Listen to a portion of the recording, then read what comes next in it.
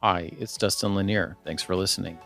Please find me on LinkedIn for original public sector operations content every week. And please reach out to me if I and my team of procurement professionals at Civic Initiatives can help you be a public procurement change agent. Our county eliminated the purchasing department during the Great Recession, working with one accounting tech who reviews and issues purchase orders. How do you incorporate e-procurement when you're working in a decentralized world? Well, I'm still stuck on eliminating the purchasing function. I'm getting my head around that one. So here's why I'd suggest to you that even if you chose to say we don't have a central procurement function, you still have to consider procurement something that has to be professionalized, even if it's decentralized. That's how your money is spent and expressed. And if you have huge inconsistency across people about their skill level on actually executing the work, then all it takes is one or two procurement failures to bomb your whole procurement function back into the Stone Age. One person does a bad job on putting out a bid, or they do a time and materials type of a bid when they should have done a deliverables type of bid, and then now there's some story about cost overruns and non-delivery. It just creates risk. So if you're going to not have a central procurement function, I'd still suggest that you should have a relatively strong procurement manual. You should have a very clear P-card strategy. And then for best value type solicitations, at least one person that knows how to do that. So now to come back to the question, if there's not a central procurement department, okay, then let's create a document library that says, here's all the core stuff that has to be there, and we give instructions to the end user that says, if you're doing a best value solicitation, here's your instruction on creating an SOW. The finance officer knows how to review it for fitness, and then all the rest of the document, the professionalization of the procurement solicitation is in the document library.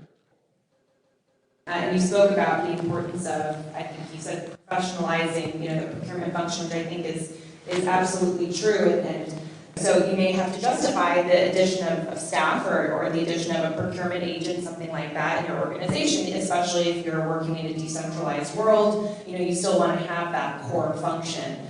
So, what's your advice for how can she justify the addition of a procurement agent to her staff?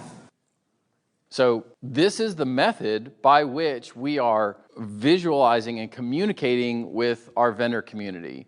This is the method by which we are negotiating price. And it is not a finance function. It may be under finance, but it's not something that to me, it's not the same job. It is a function that is absolutely, positively a professional function.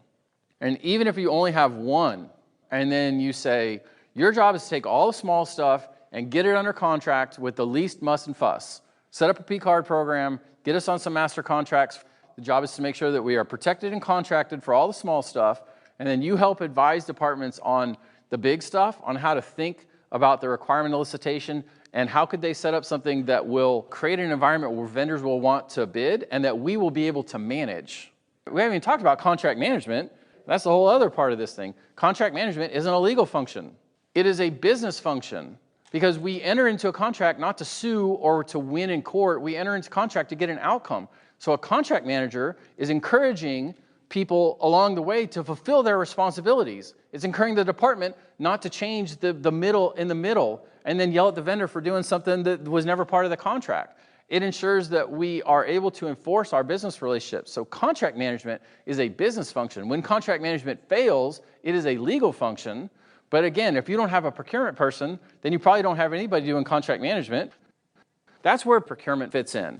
They fulfilled system design against the money to make sure that the departments are able to deliver their mission and do it in a way that the vendor's interests are aligned with the department's interests for the purpose of executing the work of your city or county.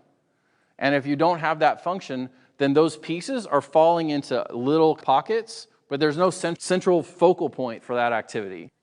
A purchasing agent is the focal point for that nexus between finance, business, and legal and our relationships with our vendors. And I don't know how you can deliver on some of the expectations of councils to be able to manage that function, protect cost, execute a vendor supplier program, and be good at managing our contracts without that focal point.